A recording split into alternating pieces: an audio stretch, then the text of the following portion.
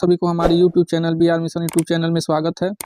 आज आप लोगों के बीच में जो बायो का सेकेंड चैप्टर जो है और जो साइंस का जो क्लास 10th का 7 चैप्टर है उसका नोट्स जो है जो एग्ज़ाम के लिए बहुत इंपॉर्टेंट वो लेकर आए हैं और लगातार प्रयास करते जा रहे हैं कि जल्दी से जल्दी सारा नोट्स बनाकर और उसका जो प्ले लिस्ट है अपने यूट्यूब चैनल पर प्रोवाइड कर दें ताकि किसी बच्चों को सीरियल बाय सीरियल हुआ नोट्स प्राप्त होता रहे। तो आगे देखते हैं जो 7वां चैप्टर है साइंस का क्लास 10 का वो पहला 7वां चैप्टर का पहला टॉपिक है नियंत्रण।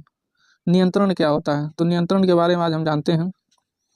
और नियंत्रण से देखिए पर्यावरण की अनुक्रिया के प्रति उत्पन्न गति को जो विशिष्टकृत तंत्रिका तंत्र द्वारा नियंत्रित करने की जो प्रक्रिया नियंत्रण कहलाती है। ठीक, ये तो हो गया नियंत्रण। दूसरा टॉपिक है समन्वय।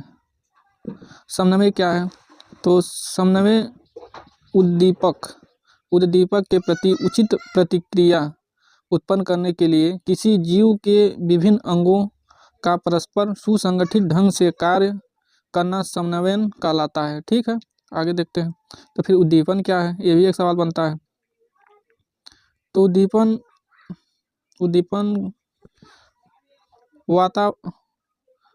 वातावरण में परिवर्तन जिनके प्रति जीव प्रतिक्रिया दिखाते हैं और वह सक्रिय रहते हैं वह उद्दीपक कहलाते हैं। उद्दीपक जो है उद्दीपक के प्रति जीवों की अनुक्रिया के प्राय उनके शरीर के अंग किसी गति के रूप में होती है। ठीक है, आगे देखें तंत्रिका तंत्र। आगे तंत्रिका तंत्र।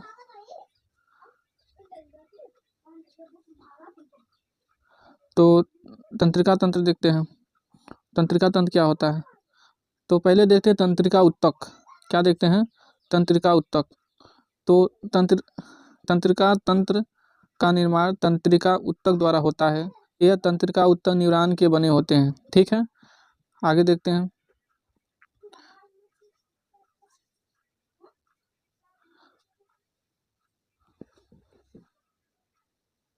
तो आगे देखते हैं क्या होता है।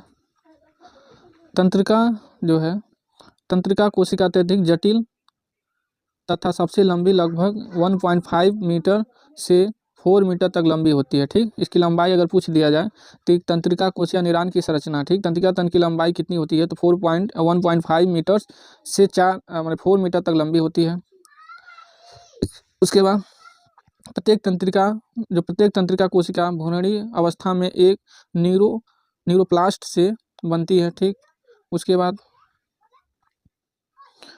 बाद इसमें 3 भाग होते हैं। पहला कोशिकाएं या साइटोन या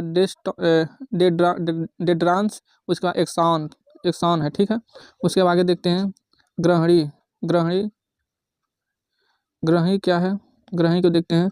ग्रहणी एक कोशिका अथवा कोशिकाओं के समूह जो एक विशेष प्रकार के उद्दीपन तथा पर्यावरण में एक विशेष प्रकार का परिवर्तन के प्रति संवेदनशील होते हैं वो ग्रहणी कहलाते। ठीक है, ग्रहणी कहलाते हैं, ग्रहणी नहीं है भाई इसमें।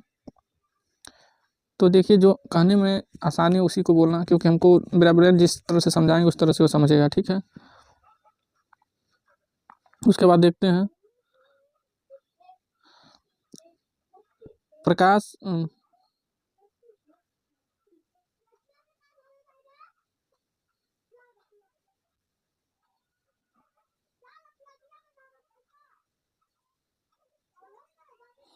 प्रकाश के प्रति संवेदनशील होते हैं वो प्रकाशग्राही कहलाते हैं। ग्राही क्यों, क्योंकि आँख ये किससे संबंधित है, आँख से। ठीक है, ऊष्माग्रही है वह ऊष्मा तथा ताप के प्रति संवेदनशील है। तो किससे संबंधित है, त्वचा में, यानी त्वचा में है।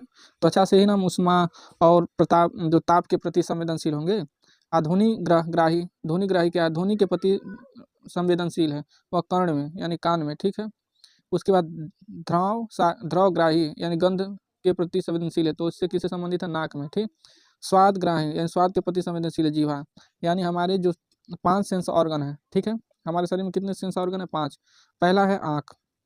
पहला क्या है, आँख। तो बहुत बड़ा है, इसको हटाते हैं। पहला आँख है, दूसरा त्वचा है, तीसरा जो हमारा कान है, कान सेंस ऑर्गन का पार्ट, त्वचा, जीवा, ये सब सेंस ऑर्गन है। सेंस ऑर्गन का मतलब तो हमको सेंस कराते हैं कि जैसे आँख ही हमें सेंस, आँख सेंस कराता है सामने क्या चीज़ है, ये भी सेंस ऑर्गन, त्वचा, कान, नाक, जीवा। उसके बाद उसका तंत्रिका कोशिका के भाग, तंत्रिका कोशिका के भाग क्या है, द्रुमिका, डेंड्राइट, डेंड्राइट क्या है, जहाँ सूचना उपसर्जित की जाती है, ठीक है, जहाँ सूचना उपसर्जित की जाती है, द्रुमिका, डेंटाडाइट्स होते हैं, ठीक है, डाइट्स होते हैं। दूसरा है कोशिकाएं, क्या है, कोशिकाएं। तीसरा एक्सॉन, ठीक है, एक्सॉन। तो आगे देखते हैं, जिसमें होकर सूचनाएं विद्युत आवेश की तरह यात्रा करती है, कोशिकाएं कहलाता है, ठीक। दूसरा एक्सॉन, जहां इस आवेग का परिवर्तन रासायनिक संकेत में किया जाता है, जिससे यह भाग संचरित हो सके, ठीक है। आगे देखते हैं, आगे कुछ मेन टॉपिक है। दो तंत्रिकाएं के बीच जहां वह आपस में जुड़ती हैं, वह सदैव ही छोटा रिक्त स्थान होता है, जैसे अंतर्ग्रथन और सिनपेक्स करते हैं, ठीक है। आगे देखते हैं, तंत्रिका कोशिका। पहला है तंत्रिका कोशिका, ठीक है। तंत्रिका तंत्र की संरचनात्मक एवं क्रियात्मक इकाई को तंत्रिका कोशिका अथवा न्यूरॉन कहते हैं। न्यूरॉन जो है, न्यूरॉन की लंबाई चांद सूरज की लंबाई कितना बराबर होती है। उसके बाद दूसरा तंत्रिका कोशिका के प्रकार, मतलब तंत्रिका कोशिका कितनी प्रकार की होती है। तो आइए इनके टाइप ऑफ न्यूरॉन या तंत्रिका तंत्र की कोशिका के बारे में जानते हैं। पहला है संवेदी तंत्रिका कोशिका, दूसरा प्रेरी तंत्रिका कोशिका, दूसरा बहुध्रुवी तंत्रिका कोशिका, ठीक है। तीन प्रकार की हुई, ठीक है। अब एक एक करके इनके बारे में जानते हैं। पहला संवेदी जो है, संवेदनाओं के शरीर के विभिन्न भागों या मस्तिष्क की ओर ले जाती हैं, ठीक है, ले जाते हैं। दूसरा प्रेरक तंत्रिका कोशिका, यह मस्तिष्क से आदेशों को पेशियों तक ले जाती हैं, ठीक है। उसके बहुध्रुवी तंत्रिका कोशिका, तीसरा जो है, यह संवेदनाओं को मस्तिष्क की ओर तथा मस्तिष्क से पेशियों की ओर ले जाती हैं, ठीक है। ये हो गए हमारी तंत्रिका तंत्र। उसके बाद इनके कार्य क्या हैं, चलिए इनके कार्य देख लेते हैं। तो तंत्रिका कोशिका आपस में मिलकर श्रृंखलाएं बनाती हैं, ठीक है। यह उद्दीपन और प्रेरणाओं को विद्युत आवेश के रूप में द्रुत गति से एक स्थान से दूसरे स्थान तक पहुंचाती हैं, जिससे क्रियाएं तुरंत संपन्न हो जाती हैं, ठीक है। आगे देखते हैं, अब देखते हैं संवेग दूसरा आता है युग्मानुबंधन, ठीक। चलो इन दोनों को पहले देखते हैं। तंत्रिका कोशिकाओं तथा रासायनिक तथा विद्युत संकेतों का प्रसारण तंत्रिका आवेश कहलाता है। जब इसको किसी के द्वारा वो दिखाता है तंत्रिका आवेश, तो प्रसारण करता है कि इस तरह से कोई क्रिया प्रतिक्रिया उसको यह दिखाता है, ठीक है। और युग्मानुबंधन जो है, ये क्या है, यह वह संपर्क बिंदु जो एक न्यूरॉन के एक्सॉन की अन्य शाखाओं एवं दूसरे न्यूरॉन के डेंड्राइटों के बीच बनता है, युग्मबंधन कहलाता है, ठीक है। सॉरी, थोड़ा सा तबीयत ठीक नहीं है, तो आपको ज़्यादा परेशानी नहीं होगी। तंत्र में अनुक्रियाएं एवं प्रतिक्रियाओं का सबसे सरल रूप परिवर्तित क्रिया है, और यह वह क्रिया है जिसमें हम यंत्रवत करते हैं, ठीक।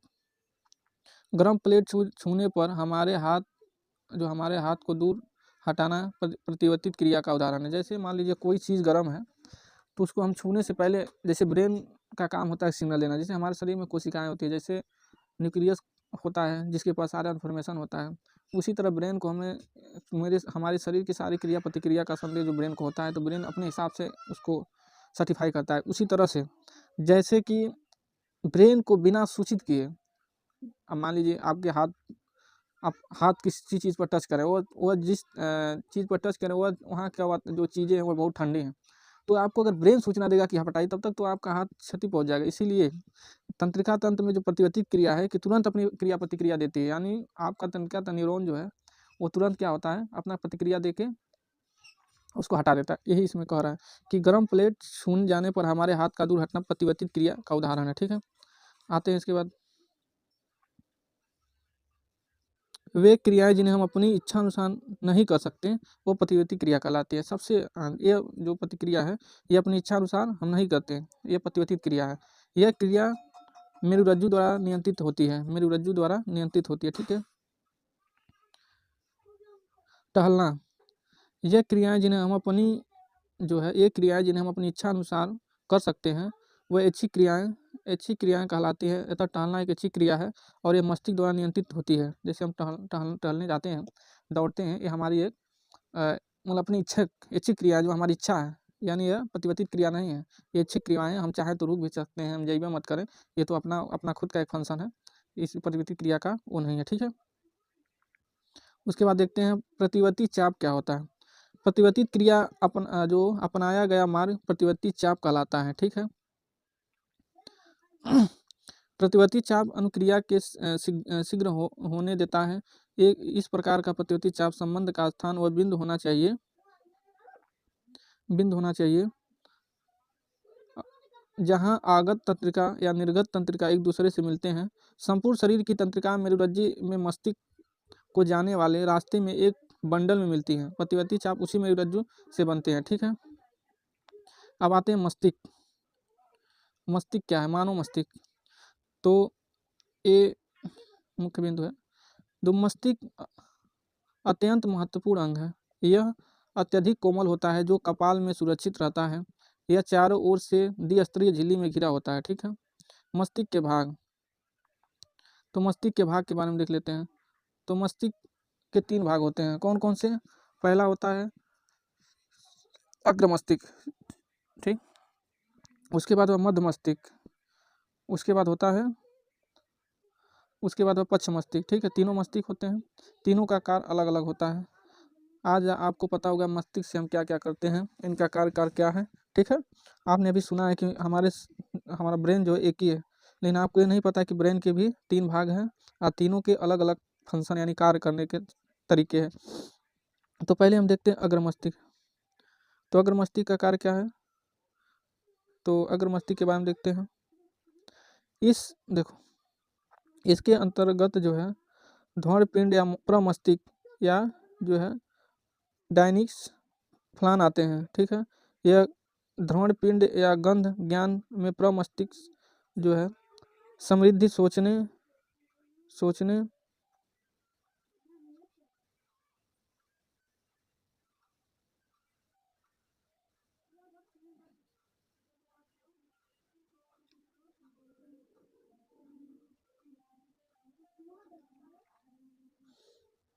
इसके जो है अंतर्गत धर्मपिंड या प्रमस्तिष्क डायनिसिस फलान आते हैं।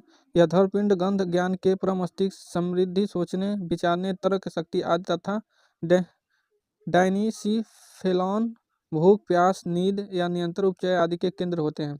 यानी प्रमस्तिष्क में क्या क्या है? हमें भूख लगना, प्यास और वो IQ लेवल, ठीक, सोचना और किसी चीज़ को पढ़ कर ज्ञान एकत्रित करना, यह अग्र मस्तिष्क का कार्य होता है। ठीक है। तो अब एक सवाल बनता है कि मध्य मस्तिष्क क्या है, यानी बीचला मिडिल मस्तिष्क क्या है? तो जो इसका कार्य है, मध्य मस्तिष्क जो है का अधिकांश भाग अनुमस्तिष्क से ढका होता है।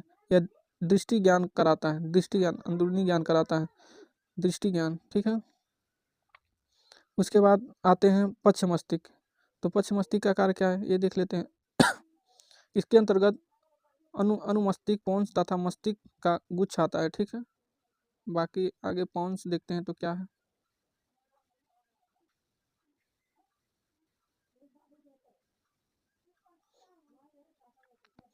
और जो अनुमस्तिष्क के सामने, ठीक, मस्तिष्क गुच्छ के ऊपर स्थित होता है। यह हृदय स्पंदन तथा श्वसन आदि क्रियाओं को नियंत्रित करता है। ठीक है। पोन्स का कार्य है। अनुमस्तिष्क क्या है? तो अनुमस्तिष्क का कार्य क्या है? प्रमस्तिष्क के पक्ष भाग के नीचे स्थित गोलाकार भाग होता है। यह शरीर का संतुलन बनाने का कार्य करता है, अनुमस्तिष्क है। फिर जो प्रमस्तिष्क है, मस्तिष्क तो पूछ गया है। यह जो मस्तिष्क का पक्ष बेलनाकार भाग है, यह शरीर को अनैच्छिक क्रियाओं पर नियंत्रण रखता है। ठीक है। अब मेरुरज्जु क्या है?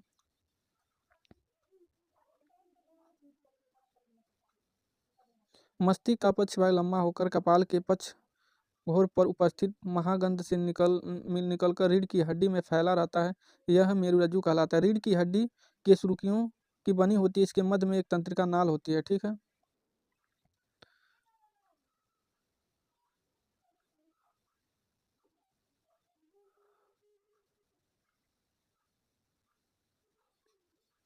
मस्तिष्क का एक कोमल अंग है। मस्तिष्क एक कोमल अंग है, इसको सुरक्षित रखना अत्यंत आवश्यक है, इसीलिए मस्तिष्क अस्थियों के बने बॉक्स में उपस्थित होता है। बॉक्स के अंदर तरल पूरक गुब्बारे में मस्तिष्क होता है। यह प्रघात अवशोषण उपलब्ध कराता है। यदि आप अपने हाथ को कमरे के मध्य से नीचे ले जाएंगे कमर के मध्य में नीचे ले जाएंगे तो एक कठोर उभरी वाली संरचना कमर के मध्य में नीचे ले जाएंगे तो आपको कठोर उभरी वाली संरचना का अनुभव करेंगे। वह केशरुकी दंड या रीढ़ की हड्डी है जो मेरुरज्जु की रक्षा करती है। ठीक है। रीढ़ की हड्डी क्या करती है? मेरुरज्जु की रक्षा करती है। अब आते हैं तंत्रिका तंत्र के ऊतक कैसे कार्य करते हैं। ठीक है। तंत्रिका तंत्र के दुर्गमी सिरे ग्राही अंगों से सूचनाएं ग्रहण करके उन्हें मेरुरज्जु में पहुंचाती हैं। यहाँ पर सूचनाएं संसाधित होती हैं। इसके पश्चात इनका स्थानांतरण आवेग के रूप में क्रियाकारी पेशियों को कर दिया जाता है, जिससे कि वचित क्रिया संपन्न होती है। ठीक है। पादपों का समन्वय। अब आते हैं पेड़ पौधे के बारे में जानते हैं। ठीक है। तो मनुष्य के बारे में हो गया, पेड़ पौधे में कैसे होता है। पहला क्वेश्चन है वृद्धि गति तथा स्फीति गति के बीच में अंतर स्पष्ट कीजिए। क्वेश्चन क्या है? तो देखिए क्वेश्चन से तो यह एक दिशा से हो रहे उद्दीपन के प्रति अनुक्रिया करती है। यह कोशिकाओं की समान वृद्धि के कारण होती हैं। वृद्धि गति का अनुत्मरणी होती है। ठीक है। उसके बाद इसमें उद्दीपन की दिशा में कोई प्रभाव नहीं होता। स्फीति गति कोशिकाओं की स्फीति गति में परिवर्तन आने के कारण होती है। स्फीति गति का उत्मरणीय होती है। ठीक है। आगे देखते हैं। देखिए चैप्टर बहुत बड़ा है और एग्जाम में आए या ना आए, लेकिन ज्ञान के लिए ये सब चीज़ पढ़ना बहुत जरूरी है। अनुवर्तित गति दूसरा है अनुवर्तित गति। तो अनुवर्तित गति के बारे में देखते हैं। तो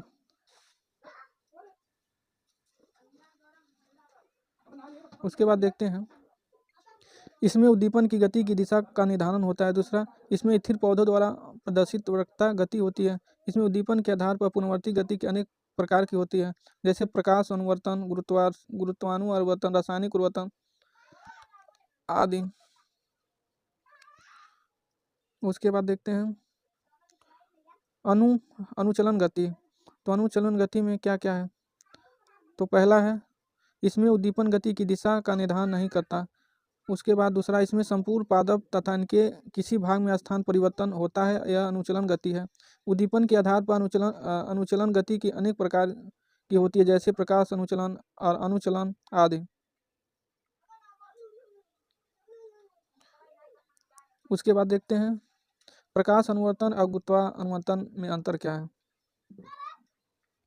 प्रकाश अनुवर्तन पौधे के भाग जैसे तना, पत्ती आदि का प्रकाश की ओर गति करना प्रकाश अनुवर्तन कहलाता है। ठीक है। उसके बाद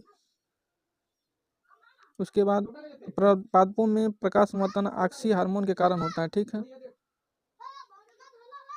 उससे गुरुत्वाकर्षण जो है, गुरुत्वानुवर्तन क्या है ये भी जान लेते हैं। पौधे में किसी भाग का पृथ्वी पर गुरुत्व की ओर अथवा उसकी विपरीत गति के गुरुत्वावर्तन कहते हैं। उदाहरण तने की ऊपर तथा जड़ के नीचे होने वाली वृद्धि करती है। ठीक है। उसके बाद जना अनुवर्तन नमी के कारण होने वाले पादप गति के जनावर्तन कहते हैं। इस प्रकार की गति उच्च श्रेणी पौधों में ब्रोमोफाइट से मूलाभास कणकों या फाइबा आदि में देखने को मिलती है, जैसे अमीबा जल की ओर बढ़ता है उदाहरण में। उसके बाद आते हैं रसानुवर्तन। तो रसानुवर्तन पराग आदि का बीजाणु की ओर वृद्धि करना। अब हार्मोन के बारे में देखते हैं। तो पौधों में उत्पन्न विशेष प्रकार की जो कार्बनिक पदार्थ जो पौधों को वृद्धि एवं विकास अनुक्रिया का नियमन करते हैं, वो पौधों में हार्मोन्स कहलाते हैं। इनकी वृद्धि नियामक भी कहते हैं। हार्मोन्स के प्रकार, हार्मोन्स कितने प्रकार के होते हैं आइए जानते हैं। तो हार्मोन कितने प्रकार के, पहला देखते हैं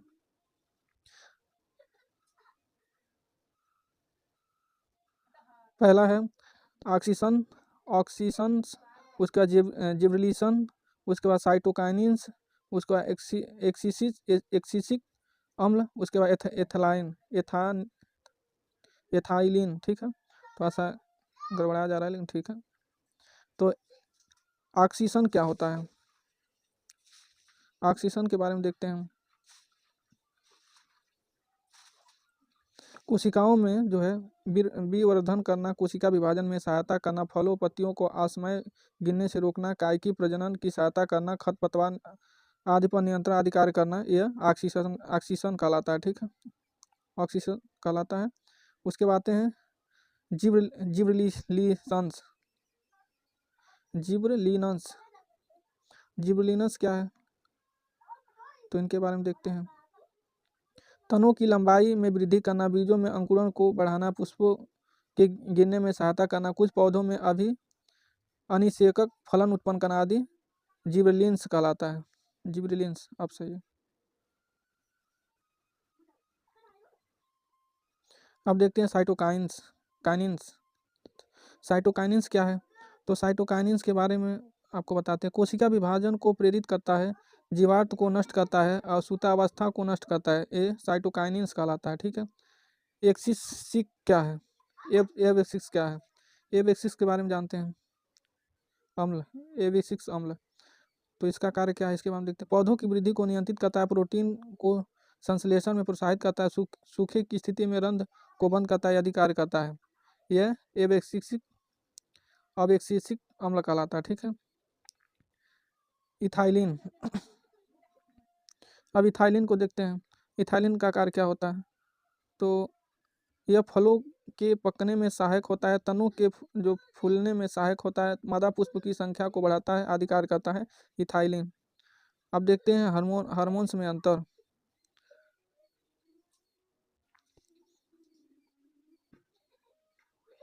हार्मोन्स, पहला यह कार्बनिक पदार्थ हैं जो स्वात्र ग्रंथियों में स्वात्रित होते हैं, इनका वहन रुधिर के द्वारा होता है। तीसरा, यह उपचारिक क्रिया में प्रयुक्त हो जाते हैं, यह ग्लाइकोप्रोटीन, स्टीराइड या पॉलीपेप्टाइड में होते हैं। ठीक है, अब एंजाइम के बारे में देख लेते हैं, एंजाइम क्या होता है।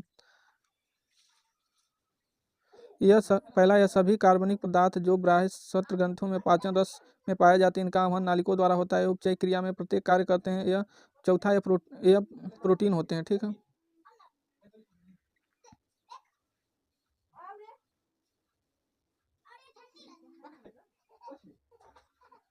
ये अंतर स्वात्र ग्रंथियाँ, ये पहला है नालिकाविहीन ग्रंथियाँ, इनके तीसरा स्वात्र ग्रंथ द्वारा ग्रंथ पहुंचाया जाता है, विशेष अंगों कुछ विधि कार्यों के लिए उत्तरदायित्व होते हैं।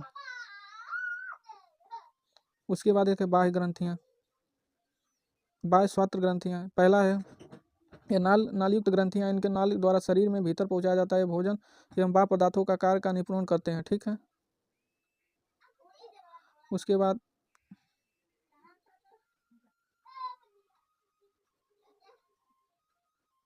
मानव शरीर में पाए जाने वाली अंतस्थ ग्रंथियां, उसमें स्वायत्त हार्मोन्स क्या होते हैं।